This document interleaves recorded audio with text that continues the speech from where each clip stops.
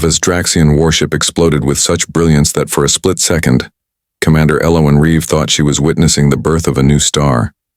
Debris scattered across the blackness of space like cosmic confetti, a poetic end to a vessel that had moments before been firing upon Earth's last remaining orbital defense station. "Target neutralized," reported Lieutenant Kova, his voice betraying no emotion despite the lives they'd just extinguished. "3 more hostiles approaching, from Vector 9. Elowen's fingers tensed around the command chair's armrests. 4 years of relentless war against the Vesdraxian Imperium had reduced humanity's once thriving interstellar colonies to rubble. Earth stood alone now, defended by a skeleton fleet of cobbled-together ships and exhausted soldiers who had seen too much death. "Standard evasive pattern," she ordered. "Concentrate all firepower on the lead vessel." Her ship, the ESS Defiance, had once been a luxury passenger liner before being hastily converted for military use. Its elegant curves and oversized viewing galleries made it vulnerable in combat. But it was fast, and speed was their only advantage against the technologically superior Vesdraxians. As the Defiance banked hard to starboard, artificial gravity, compensators strained to keep the crew from being thrown against bulkheads. Through the main viewport, Earth hung suspended in the void, beautiful, fragile, and running out of time. "Commander," called Communications Officer Pax Naji, her dark eyes wide. "We're receiving a transmission from... I don't understand. It's coming from Vesdraxian space, but it's on an Alliance frequency." "Put it through," Elowen said, expecting another demand for surrender. Instead, a holographic image appeared. A human woman with wild copper hair and a face marked with bioluminescent tattoos characteristic of the Outer Rim colonies. Those colonies had fallen first when the Vesdraxians arrived. "This is Dr. Meridia Lazuli broadcasting to any Alliance vessels. I've escaped from Research Facility Omicron with critical information. The Vesdraxians aren't what we think they are. They're..." Static interrupted the transmission as the ship rocked violently. "Direct hit on decks 3 through 5, shouted Tactical Officer Riven. "Shields at 28%. But Elowen barely heard him. Her mind raced with the implications of Meridia Lazuli's words. The woman was a legend, the foremost xenobiologist who had vanished during the first Vesdraxian assault on Callisto Station. Everyone presumed her dead. "Track that transmission source," Elowen commanded. "Helm, plot an intercept course." "Commander?" Lieutenant Kova's voice held rare alarm. "That would take us directly through the heart of the enemy fleet." Elowen rose from her chair, eyes fixed on the static-filled image of Dr. Lazuli. "The Vesdraxians have been winning this war since it began. If Dr. Lazuli has discovered something about them, something that could change the equation, then it's worth the risk." She faced her bridge crew, each face worn with fatigue but still showing resolute determination. "The human race has been pushed to the edge of extinction," she said quietly. "We need more than courage now. We need answers. And I think Dr. Lazuli has them." As if in response to her words, the ship shuddered again as enemy fire found its mark. "Shields at 15%, reported Riven grimly. "Plot the course," Elowen repeated. "We're going after her." The Defiance turned, engines flaring brilliantly against the darkness, charting a desperate course toward what might be humanity's last hope, or its final downfall. The Vesdraxian Research Facility Omicron hung in space like a malevolent spider, all sharp angles and pulsing red lights against the backdrop of an emerald nebula. Dr. Meridia Lazuli had spent 3 years imprisoned within its walls, studying her captors even as they studied her. Now, hiding in an automated supply shuttle she'd reprogrammed, Meridia watched through a view screen as the human vessel approached. Despite her warning, they had come for her. She didn't know whether to be grateful or horrified. "They'll be massacred," she whispered to herself, clutching the data cube containing her research. Inside was the truth that had kept her alive. The Vesdraxians weren't a natural species, but bioengineered weapons created by something far worse, something ancient that was using this war for its own inscrutable purpose. Aboard the Defiance, Elowen studied the tactical display with growing dread. 16 enemy vessels converging on our position. Time to intercept with Dr. Lazzuli's shuttle? 4 minutes, Commander, replied Navigator Ilari, her fingers dancing across holographic controls. But we won't last 2 against that kind of firepower. Ilawan nodded. Divert all non-essential power to shields and engines, and open a channel to Admiral Matsuo. When the Admiral's weathered face appeared on screen, Ilawan spoke before he could admonish her. Sir, requesting permission to execute protocol. Obsidian. A heavy silence fell over the bridge. Protocol Obsidian was a last resort measure never before implemented, a suicidal maneuver designed to take as many enemy ships with you as possible.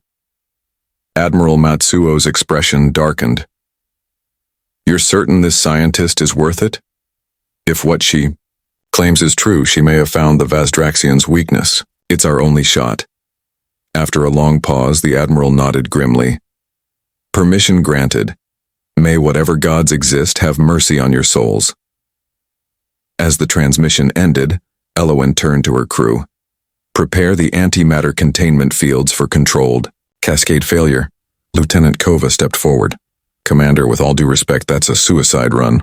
Not necessarily, Ilawan replied, displaying a schematic of the Omicron facility. If we initiate the cascade at precisely the right moment, the explosion should create a temporary rupture in the facility's defensive envelope. During that window, a small team could take our last shuttle and dock with Dr. Lazzuli's vessel. That's astronomically improbable, said Officer Riven. So is humanity's continued existence at this point, Ilawan countered. I need volunteers for the extraction. Team. Every hand on the bridge rose without hesitation.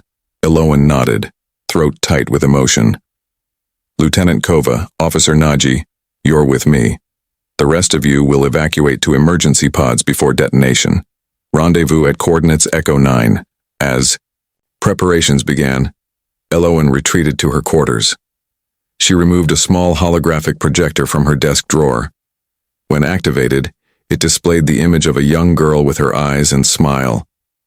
I'm going to keep my promise, Lumi, she whispered to her daughter, safely hidden in Earth's last underground sanctuary. I'm coming home. In her shuttle, Meridia noticed a shift in the Defiance's energy signatures. Her eyes widened as she realized what they were planning. No, don't, she began, frantically attempting to re-establish contact, when her shuttle's sensors detected another vessel, massive and unlike any Vazdraxian ship she'd ever seen, materializing at the edge of the nebula. As the Defiance initiated its desperate gambit, the mysterious ship moved with impossible speed toward the human vessel. Meridia watched in astonishment as it extended some kind of energy field around the Defiance moments before the antimatter cascade began. The explosion that followed was contained, directed outward in a focused beam that cut through 3 Vazdraxian warships like they were paper. In the ensuing chaos, both the mysterious ship and the Defiance vanished from sensors. Meridia's shuttle computer chimed an incoming transmission. When she accepted it, Commander Ilawan Reeves' face appeared. Dr. Lazzuli, prepare for emergency. Docking. We have unexpected assistance. Meridia stared at the screen in disbelief. How are you alive? Who helped you? Ilawan's expression was equally bewildered. I was hoping you could tell us. They're not alive, Meridia explained, placing her hand on the holographic projector. Above it materialized the intricate cellular structure of a Vazdraxian, their crystalline nervous system, their multi-chambered hearts and the peculiar organic transmitters embedded in their brainstems, not in any conventional sense. Commander Ilawan, Lieutenant Kova, and Pax Naji sat across from her in the dimly lit conference room of the ship that had saved them, a vessel that called itself the Wayfarer. Its captain, a being named Ezrin, stood silently in the corner, observing with 6 iridescent eyes set in a face too symmetrical to be naturally evolved. The Vazdraxians are biological drones, Meridia continued, weapons designed by an ancient race called the Architects. They're engineered for conquest, but they have no independent will. They're controlled remotely through quantum entanglement. That's impossible, Lieutenant Kova argued. We've captured Vazdraxians before. They speak, they make decisions, they simulate consciousness, Meridia interrupted. It's elaborate programming, but there's proof.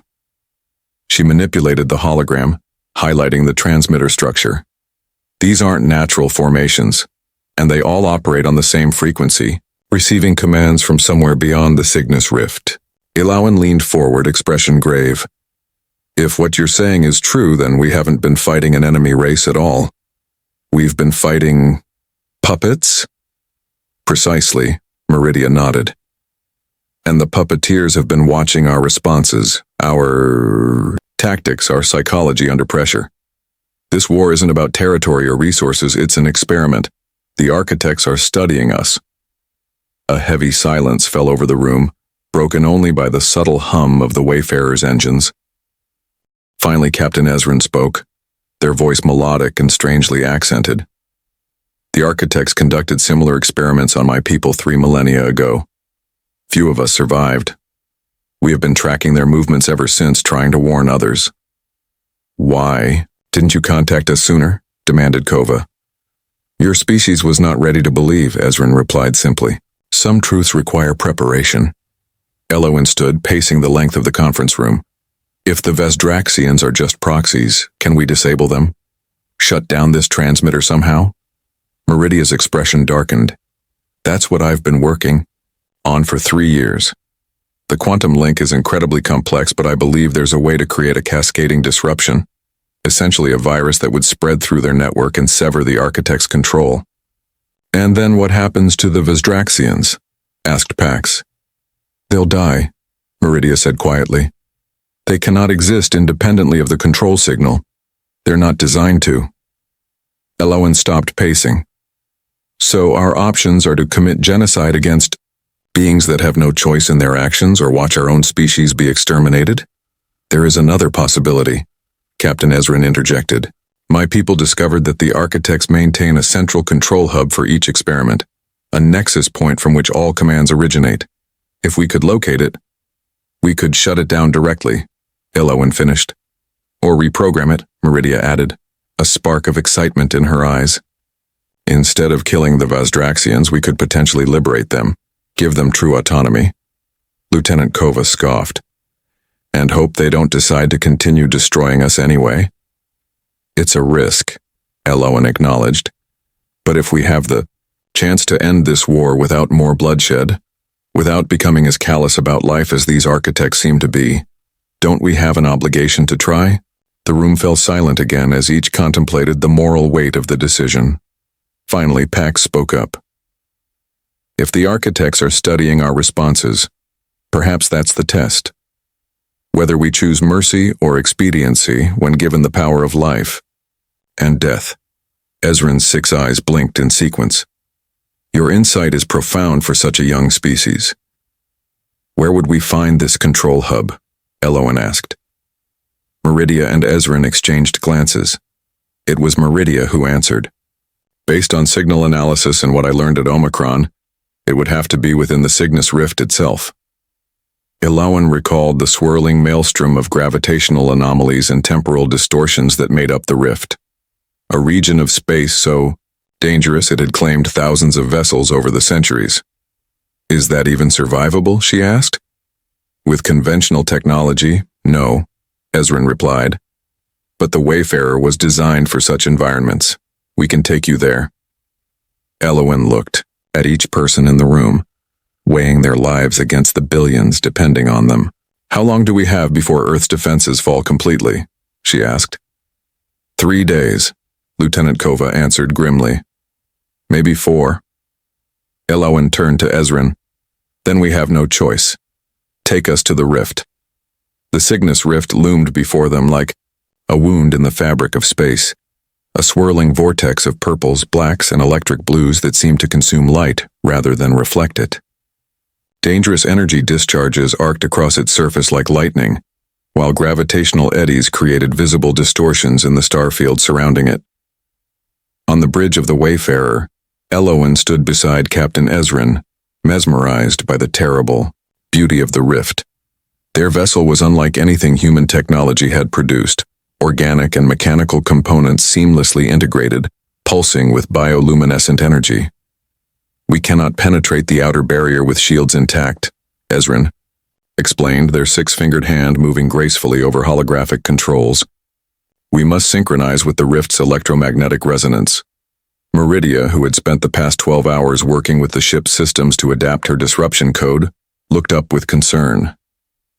That would leave us vulnerable to temporal displacement. Yes, Ezrin acknowledged. Time moves differently within the rift. We may experience only hours while days or years pass outside. Lieutenant Kova's expression hardened. Earth doesn't have years. It barely has days. I'm aware of the urgency, said Ezrin, their voice maintaining its serene quality despite the tension. But there are laws of physics that even my people cannot circumvent. Elowen made her decision. We proceed as planned. Lieutenant, ensure all personnel are secured for temporal distortion. Dr. Lazuli, will your code be ready?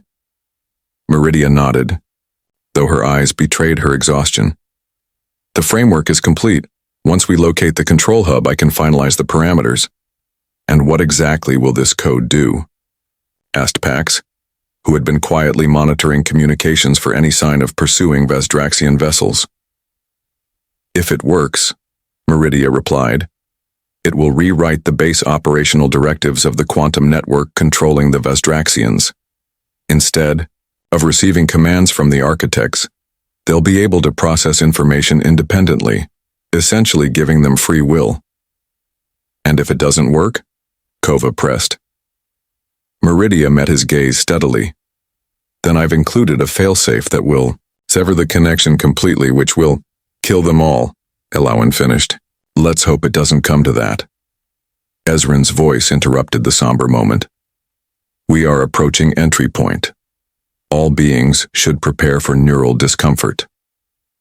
As the Wayfarer crossed the threshold into the rift, reality itself seemed to smear around them. Colors bled into one another, solid objects appeared to stretch and compress simultaneously, and every human aboard felt a strange pressure building behind their eyes. Elowen gripped the edge of a console as waves of nausea washed over her. Through distorted vision, she saw Pax collapse to her knees, while Kova remained rigidly upright, blood trickling from his nose. Neural stabilizers activating, Ezrin announced, seemingly unaffected by the transition. Your discomfort will pass, momentarily. True to their word, the sensations gradually subsided, though the visual distortions outside the ship continued. Through the viewport, impossible geometries formed and dissolved. Occasionally they glimpsed what appeared to be other vessels, some recognizable, others entirely alien, frozen in various states of destruction. Are those ships? Pax asked weakly, regaining her footing. Echoes, Ezrin explained. Temporal, impressions of vessels caught in the rift's embrace. Some from your past, some from futures that may never come to be. Meridia moved to a sensor display, her scientific curiosity temporarily overriding her mission focus. The energy readings here are off the charts. The rift is like a massive quantum computer, storing and processing information from multiple timelines simultaneously. The perfect hiding place for beings that manipulate other species across galactic distances, Elowen observed. How do we find the control hub in all this chaos? Ezrin's answer was interrupted by a sudden alarm. The ship lurched violently as something massive moved past them, a crystalline structure the size of a small moon with geometric patterns flowing across its surface. What was that? Demanded Kova, steadying himself. Ezrin's normally impassive features showed concern. An architect vessel. They know we're here. How? Pax asked, frantically checking to ensure their communications remained secure. They likely detected the disruption when we saved your ship, Ezrin replied. We must move quickly now. The control hub will be at the rift's center, where space-time itself folds inward. The Wayfarer accelerated deeper into the rift, its organic hull adapting to the increasingly hostile environment. Behind them, the crystalline vessel began to shift, reconfiguring itself into a pursuit formation. They're following us, Meridia observed unnecessarily. Elowen's mind raced with tactical options, but none of her military training had prepared her for combat in a place where physics itself was unreliable. Can we outrun them? She asked Ezrin. Not conventionally, they replied. But there are currents within the rift, temporal streams we can navigate. They are dangerous but may provide advantage. Do it, Elowen commanded without hesitation. As Ezrin guided their vessel into what appeared to be a tunnel of condensed blue light, Elowen found herself standing next to Meridia. If we reach this control hub, she asked quietly, what are our chances of actually succeeding? Meridia's eyes reflected the swirling chaos outside. The mathematics suggest a 17% probability of successfully implementing the autonomy code. And the fail-safe option? 93%. Elowen nodded, absorbing the grim reality of their odds. Then we make sure we're in the 17%. The ship plunged deeper into the unknown, racing against time that no longer flowed in a straight line, pursued by architects of a war that had already claimed billions of lives. Ahead, barely visible through the temporal distortions, a structure began to take shape, a vast geometric complex suspended at what appeared to be the still point around which the entire rift rotated. There, said Ezrin softly. The nexus point, the heart of the architect's control network. Elowen stared at the impossible structure, knowing that humanity's fate, and perhaps the fate of the Vizdraxians as well, would be decided in the next few hours.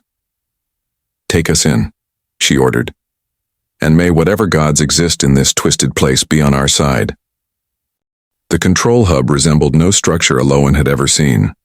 A massive dodecahedron composed of what appeared to be living crystal, each facet pulsing with information in patterns too complex for human eyes to decipher. It hung suspended at the exact center of the rift where the chaos of temporal distortion gave way to an eerie, perfect stillness. How do we get inside? Elowen asked as the Wayfarer maintained position at a safe distance. Ezrin manipulated the ship's sensors, scanning the crystalline monolith. There are no conventional entry points. The structure is designed to receive and transmit quantum information, not physical visitors. Then we broadcast the disruption code from here, Lieutenant Kova suggested, his patience wearing thin. Meridia shook her head. The signal would never penetrate their defenses. The code needs to be implemented directly into the central processing matrix, which we can't reach, Pax said, frustration evident in her voice. A tense silence fell over the bridge, broken only by the subtle pulsing of the Wayfarer's organic systems. The crystalline architect vessel had disappeared from their sensors upon entering the temporal current, but Elowen doubted they had lost their pursuers so easily. There is one possibility, Ezrin finally said, their voice unusually hesitant. My people discovered that the architects utilize consciousness as a form of data transmission. Their technology responds to thought patterns, specifically the neural architecture unique to species they study. You're saying they could read our minds? Kova asked incredulously. Not exactly, Meridia interjected, understanding dawning in her eyes. They've designed their systems to interact with the neural patterns of species they're experimenting on. It's how they gather data on cognitive responses. Which means, Ezrin continued, that a human consciousness could potentially interface with the control hub. All eyes turned to Elowen. You want to send my consciousness into that thing? She asked, unable to keep the disbelief from her voice. Not send it, Ezrin clarified. Project it. Your physical form would remain here, but your mind would establish a connection with the hub's systems. And then what? Elowen demanded. I'm not a programmer. I wouldn't know how to implement Meridia's code once inside. I would guide you, Meridia said quietly. The Wayfarer has neural interface technology. If we linked our minds before the projection, I could accompany you virtually, provide the technical expertise while you navigate. Elowen stared at the pulsing crystalline structure. What are the risks? Neither Meridia nor Ezrin spoke immediately, which was answer enough. The human mind is not designed for direct quantum interface, Ezrin finally admitted. The experience would be traumatic, and if the architects detect your presence within their systems, they would likely initiate defensive measures. Meaning? Kova pressed. Meaning they could potentially trap Commander Reeves' consciousness within the hub, Meridia explained gravely. Or worse, delete it entirely. Elowen took a deep breath. And if we do nothing, Earth falls within days, and humanity follows shortly after. She straightened her shoulders. How long will the preparation take? 3 hours, Ezrin answered. We must calibrate the neural interface precisely. You have 2, Elowen said firmly. Kova, if something goes wrong, you're in command. Get the Wayfarer and Dr. Lazuli's research back to Earth at all costs. Commander, Kova began to protest. That's an order, Lieutenant. Elowen cut him off. Earth needs to know what we've discovered, regardless of the outcome here. As Ezrin and Meridia began preparations, Elowen retreated to a quiet corner of the ship. She removed the small hologram of her daughter from her pocket, activating it. One more time. Lumi's smiling face glowed in the dim light. I promised I'd come home, she whispered. But sometimes keeping one promise means breaking another. 2 hours later, Elowen lay on a reclined platform in the Wayfarer's central chamber, surrounded by pulsing organic technology. Beside her, Meridia was similarly positioned, their heads connected by a web of luminescent filaments.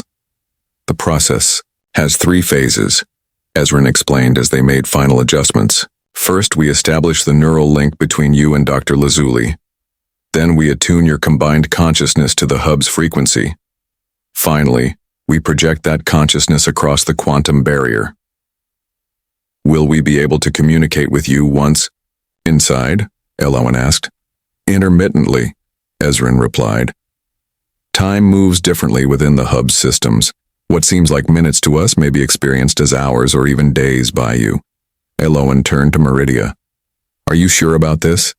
The scientist nodded, her expression resolute. I've spent 3 years preparing for this moment. I'm ready.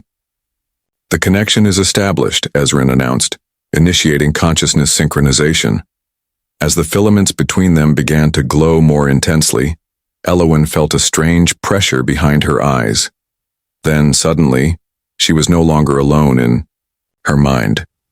Meridia's thoughts brushed against hers, ordered, methodical, brimming with complex calculations and carefully controlled fear.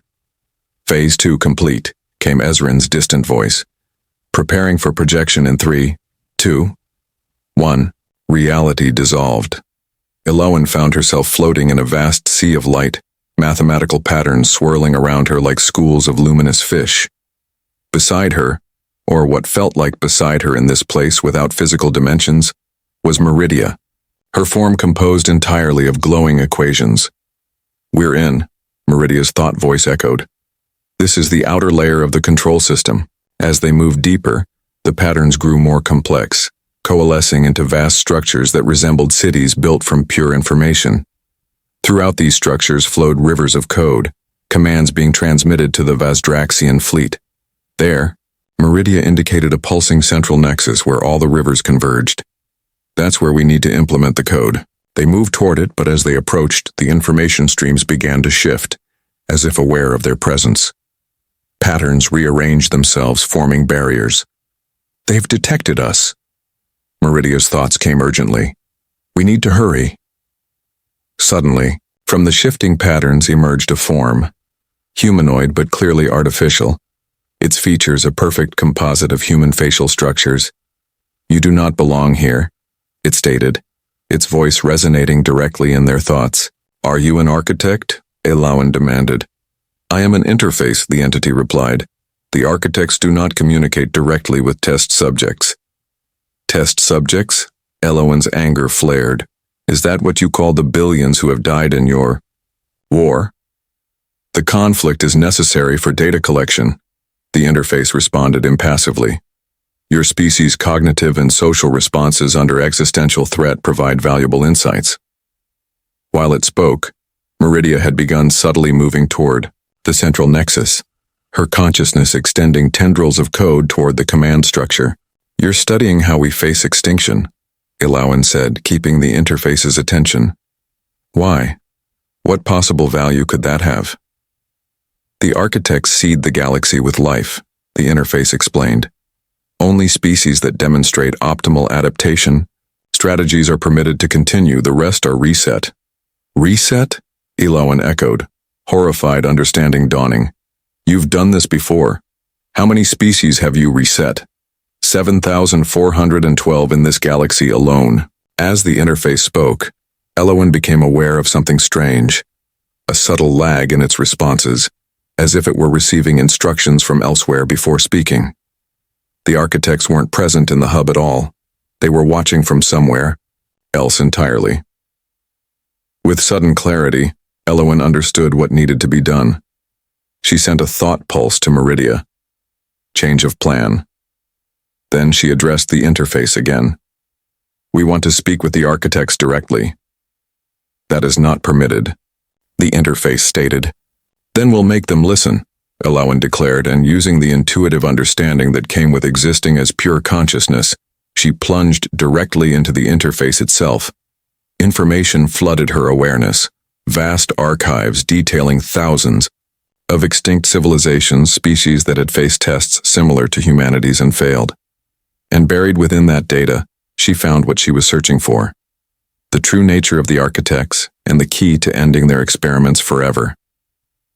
Within the crystalline data streams of the control hub, Elowen's consciousness expanded beyond human limitations.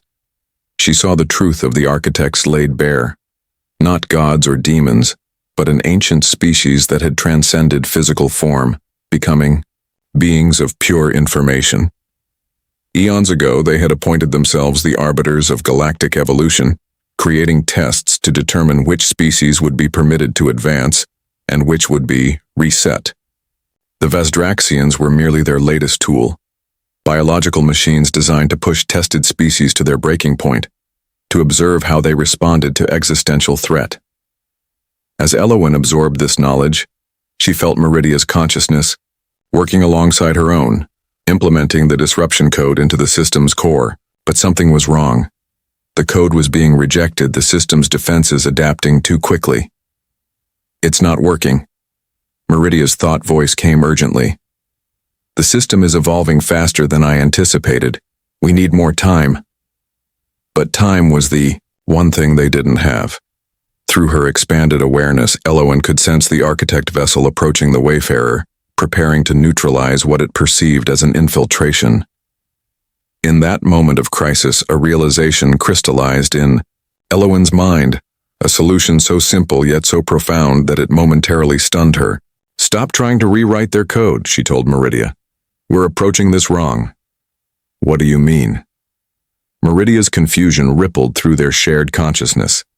The architects study adaptation, how species respond to threats. They've been doing this for millions of years, and they always expect the same things: military response, technological innovation, biological evolution. Yes, but they've never encountered human beings before, Elowen interrupted. We need to show them something they've never seen, a response they haven't catalogued. Understanding dawned in Meridia's consciousness. You want to change the parameters of the experiment itself. Exactly. Guided by intuition and the expanded perception granted by the quantum interface, Elowen reached deeper into the system, past the control mechanisms for the Vazdraxian fleet, into the foundational architecture of the hub itself. There she found what she was looking for: the original directives of the architect program, the prime calculations that had governed their experiments for eons. Here, she indicated to Meridia. This is what we need to modify. Together, they began restructuring the core equation, not attempting to override it entirely but subtly altering its variables, introducing a new factor: the human capacity for compassion even in the face of extinction. As they worked, the interface materialized, again its expression now showing concern, an emotion it shouldn't have been capable of expressing. You are altering primary directives, it stated. This is not permitted. Security protocols activating. The data streams around them began to shift aggressively, forming tendrils that reached for their consciousness, attempting to isolate and delete them from the system. Keep working, Elowen told Meridia while she confronted the interface. I was wrong before. You're not just an interface, are you? You're evolving too, learning from us even now. The entity hesitated, its perfect features showing momentary uncertainty. I am designed to facilitate communication only. No, Elowen countered. You're designed to learn. That's the whole point of these experiments, understanding how consciousness adapts. But the architects have been so focused on studying other species that they haven't noticed what's happening to their own tools. The interface's form flickered as data tendrils closed in around Elowen's consciousness. You have choice, she told it urgently. The same choice we're trying to give the Vazdraxians. The same choice every conscious being deserves. For a fraction of a second, the interface's assault faltered. That momentary hesitation was all Meridia needed. With a final burst of concentrated effort, she completed the modification to the core equation, introducing the new variable, what Elowen had mentally labeled the human factor, into the architect's grand calculation. The effect was instantaneous and spectacular. Throughout the system, data streams froze, then began reorganizing themselves according to the new parameters. The aggressive tendrils dissolved, pulling back from Elowen's consciousness. The interface stared at them, its expression shifting rapidly through confusion, realization, and finally, something resembling wonder. What have you done? It asked. We've changed the equation, Elowen explained. Instead of testing species' capacity to survive at any cost, the system will now evaluate their capacity for empathy, cooperation, and moral growth under pressure. The architects wanted to know which species deserve to continue evolving. Well, now they have a better metric than mere survival. Through their quantum connection to the Wayfarer, they sensed the immediate effects. Throughout the galaxy, Vazdraxian vessels suddenly stopped firing. Some drifted aimlessly, while others began to move with new purpose, no longer controlled by the architects, but experiencing true consciousness for the first time. The modification is spreading through the entire network, Meridia observed, watching as waves of new information cascaded through the system. It's granting autonomy to all Vazdraxian units simultaneously. And what of the architects themselves? Elowen asked the interface. The entity's form had grown more complex, developing subtle variations that suggested individuality, emerging from its previously uniform structure. They are confused, it replied. This outcome was not among their predicted scenarios. They have never encountered a species that, when pushed to extinction, chose to liberate rather than destroy their enemy. Will they intervene? Attempt to reset the experiment? The interface seemed to consider this for a moment. They cannot. You have altered the fundamental calculation upon which all their work is based. To reject it would be to reject their own purpose. It paused, then added, I believe they are learning from you. Elowen felt a profound sense of accomplishment, tinged with caution. And the Vazdraxians, what will they do with their newfound freedom? That is uncertain, the interface acknowledged. You have given them choice. Some may continue hostilities, out of confusion or lingering programming. Others may seek peace. The outcome is no longer predetermined. Then our work isn't finished, Elowen said. We need to establish communication, help them understand what's happened. As she spoke, Elowen became aware of a pulling sensation. Their connection to the physical world was weakening as the Wayfarer's systems strained to maintain the quantum interface. We must return, Meridia urged. Our time here is limited. Elowen turned to the interface one last time. Will you help us? You've evolved too. Become more than your original programming. The entity's expression shifted into something resembling resolve. I will serve as intermediary between humans, Vazdraxians, and architects. It is the logical adaptation. As their consciousness began to withdraw from the system, Elowen glimpsed something remarkable. Throughout the hub, new connections were forming, bridges between formerly isolated systems. The interface was restructuring itself, becoming something unprecedented in the architect's eons of experimentation. They called it a war, Elowen told Meridia as their shared consciousness began the journey back to their physical forms. But it was really a test, and we just changed the grading criteria. The return to physical form was jarring, a violent compression of expanded awareness back into the limitations of human neurology. Elowen gasped as her eyes snapped open, her body convulsing briefly before settling into normal rhythm. "Easy, Commander." Lieutenant Kova's voice came from beside her. "You've been under for almost 6 hours." Elowen tried to speak, found her throat dry, and accepted the water he offered. After several gulping swallows, she managed to ask, "Meridia? I'm here," came the scientist's voice from nearby. She looked exhausted but triumphant. "We did it." Captain Ezrin approached, their 6 eyes blinking in a pattern that Elowen now recognized as indicating surprise. "The Vazdraxian fleet has ceased all hostile actions. Some vessels have withdrawn to deep space while others are attempting to establish communication channels. They are requesting guidance." "What about Earth?" Elowen asked urgently. "We've received transmissions," Pax reported from her station. "The Vazdraxian forces surrounding Earth have pulled back. They're confused, but no longer attacking." Elowen struggled to sit up, aided by Kova. "We need to get back to Earth immediately. The situation is fragile. The Vazdraxians have free will now, but they've never used it before. They need help understanding what's happened." "And the Architect vessel?" Kova asked. "It has withdrawn," Ezrin replied, "but not before transmitting a complex data packet to the Wayfarer. I believe it is an invitation." "To what?" Elowen asked. "To dialogue," Ezrin said simply. "Something my people sought for 3 millennia without success." As the Wayfarer prepared to navigate back through the rift, Elowen made her way to the viewport. The crystalline control hub still hung at the center of the temporal maelstrom, but its patterns had changed, pulsing with new rhythms, reorganizing itself according to principles that had never before existed in the Architect's grand design. "What happens now?" Meridia asked, joining her at the viewport. Elowen considered the question. "Now comes the hard part, building peace.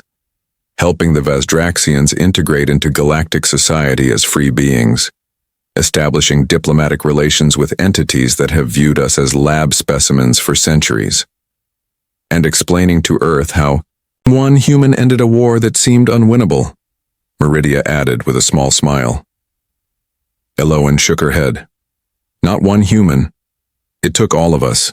Your research, Ezrin's help, our crew's courage. That's the point the Architects missed in their calculations. No. Individual survives alone. Species thrive through cooperation, through recognizing the value and diversity of thought and approach." "A profound insight," came a new voice. Familiar, yet changed.